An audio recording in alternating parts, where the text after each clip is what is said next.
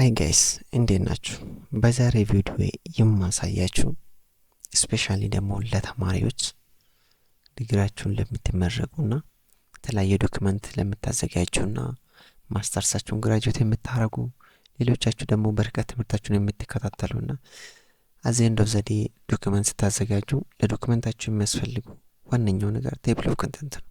ትክክለኛው ቴብል ኦፍ ኮንተንት እና ልክ ስትነኩ ወደ ተፈልገበት ቦታ የሚመራ አይነት ቴብል ኦፍ ኮንተንት እንዴት አድርጋችሁ ክሬት እንደምታደርጉ አንድ በአንድ አሳያችኋለሁ። እስከ መጨረሻ ተከታተሉኝ።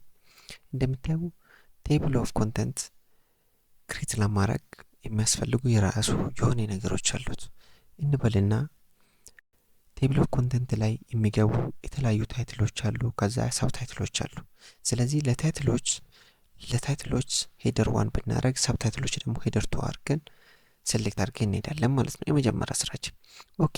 እዚህ ለማድረግ ይሄኛው ነገር ከዛ ብሬክ እናድርገው። ቴብል ኦፍ ኮንተንት እዚህ ጋር ኢንሰርት ሴክሽን ብሬክ ኤንድ ስታርት ዘ ኒው ሴክሽን ዘ ኔክስት ፔጅ ይላል። ስለዚህ ይሄኛው ፔጅ ምን አደርጋለሁ? ሬዲ ያደርጋለሁ ማለት ነው። ለምን ሬዲ ያደርጋለሁ ካላችሁኝ እዚህ ጋር ቴብል ኦፍ ኮንተንት ክሬት ላደርግ ስለሆነ ኦኬ። እዚህ ጋር ይምጣና ከዛ ምን አደርጋለሁ?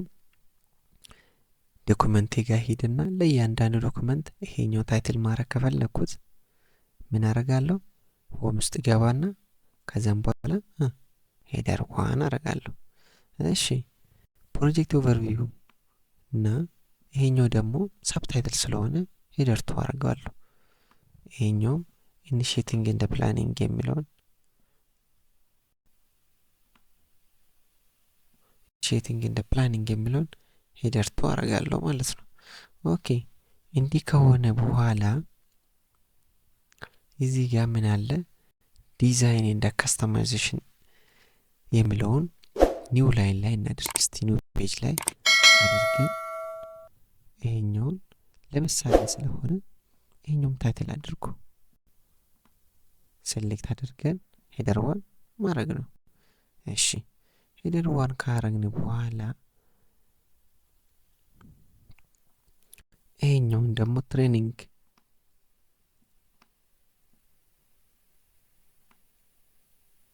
ኤንድ ካፓሲቲ ቢልዲንግ የሚለው ምን አደርጋለሁ? ሄደር 2 ላድርግላት እስቲ። ከዛ በዚህ መልኩ እንዲህ ካረኩት በኋላ ዋን ሞር ሊጨምርላት ኮንክሉዥን ነገር ካለ ይሄኛው በሄደር 1 ላድርግ።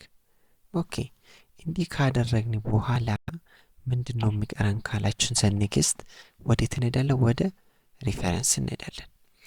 ወደ ሪፈረንስ ከገባን በኋላ ፔጅ ሌአውት የሚል ኦፕሽን ቴብል ኦፍ ኮንተንት የሚል ኦፕሽን ይመጣልናል። ስለዚህ ከዚህ ደግሞ የፈለግነውን እንመርጣለን ማለት የተለያዩ ኦፕሽኖች ስላሉት አውቶማቲክ ቴብል 1፣ አውቶማቲክ ቴብል 2፣ ማኑዋል ቴብል የሚል ነገሮች አሉ። ይሄ ለብዙ ጊዜ አውቶማቲክ ቴብል 2 በጣም ነው የሚመችኝና እሱ ጋር ሄዳለሁ ማለት ነው።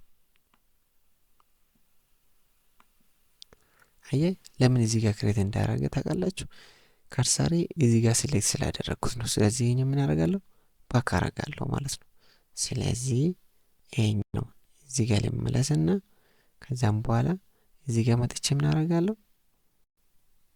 በዚህ መልኩ ዱፕ አደርጋለሁ ማለት ነው። ኦኬ ቴብል ኦፍ ኮንተንት በዚህ መልኩ ክሬት ካደረግን በኋላ አንዳንዶቹ ነገሮችን ደግሞ መጨመር ከፈለግን እንዴት ነው የምናስተካክለው እንበልና እዚህ ጋር አንድ ዶክመንቴሽን ውስጥ እንግባና አሁን ሲስተም እንደ ኮንፊግሬሽን የሚለውን ምን እናድርግ? ሄደር 2 እናድርግና እንዴት አድርጋችሁ እንደምታስተካክሉ ይሄው ሄደር 2 አደረግንና ሲስተም ኮንፊግሬሽን ሴትአፕ የሚለው አልነበረም ቴብል ኦፍ ኮንተንት ውስጥና እነሆ አሁን ሲስተም ኮንፊግሬሽን የሚል አልነበረም። ስለ አፕዴት ቴብል እንላለን። ከዛም በኋላ አፕዴት ፔጅ ነምበር ኦንሊ ላ ፔጅ ነምበር የለውም፣ እሱ በቀጣይ ቪዲዮ እናያለን። ስለዚህ እዚህ ጋር አፕዴት ኢንተር ቴብል የሚለውን እንበልና እንምረጥና ኦኬ እንለዋለን።